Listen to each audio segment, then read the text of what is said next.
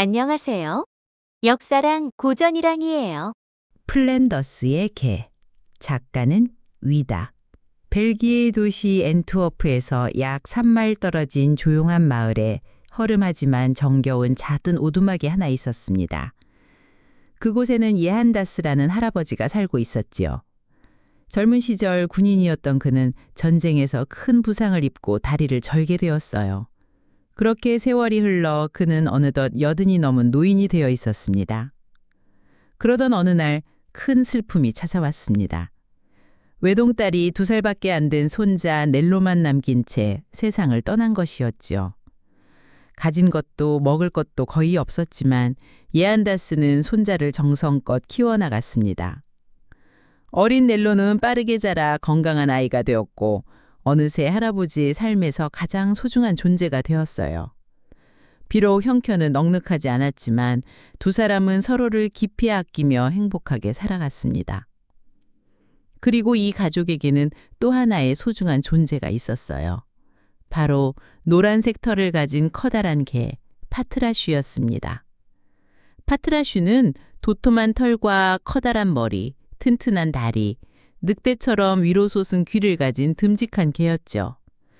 늘 먹을 것이 부족했지만 자신을 아껴주는 할아버지와 넬로 곁에 있을 수 있어서 파트라슈는 늘 행복했답니다. 하지만 파트라슈의 삶이 처음부터 행복했던 건 아니었어요.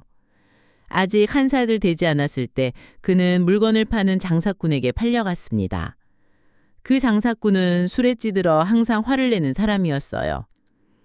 어린 파트라슈는 무거운 수레를 끌며 고된 일을 해야 했고 조금만 실수해도 소리를 지르거나 채찍으로 때리는 주인을 견뎌야 했지요.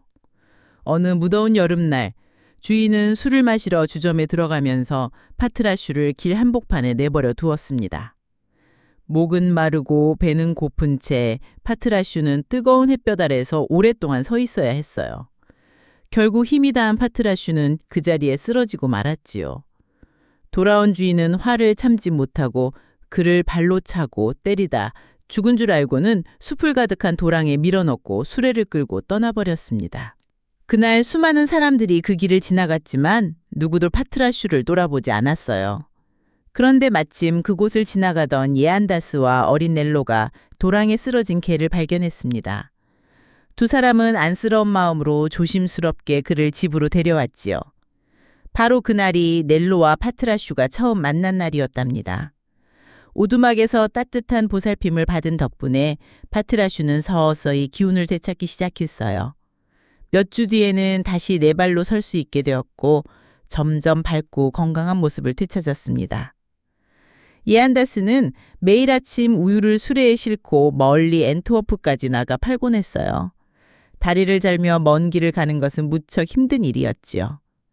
그러던 어느 날 아침 파트라슈가 조용히 수레 앞으로 다가와 자기 몸을 손잡이 사이에 넣더니 마치 내가 끌게요 라고 말하는 듯한 눈빛을 보냈어요. 예안다스는 처음엔 말렸지만 파트라슈는 끝내 자리를 떠나지 않았어요. 결국 그는 파트라슈에게 수레를 맡기게 되었죠. 그날 이후 파트라슈는 매일같이 우유 수레를 끌며 할아버지를 도왔습니다. 눈이 쌓인 겨울 아침에도 마다하지 않았지요. 덕분에 예안다스는 날마다 하느님께 감사의 기도를 드렸어요. 나이 들어 힘이 빠진 자신에게 이렇게 든든한 친구가 곁에 있다는 것이 얼마나 큰 축복인지 모르겠다고 말이죠. 파트라슈는 마치 그 일이 자신의 사명인 것처럼 기쁘게 일했습니다.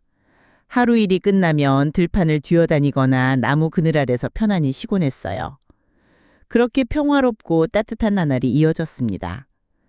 그러던 어느 날 예안다스의 몸은 더욱 약해져 더 이상 일을 할 수 없게 되었어요. 류머티즘이 심해져 걷는 것조차 버거워졌지요.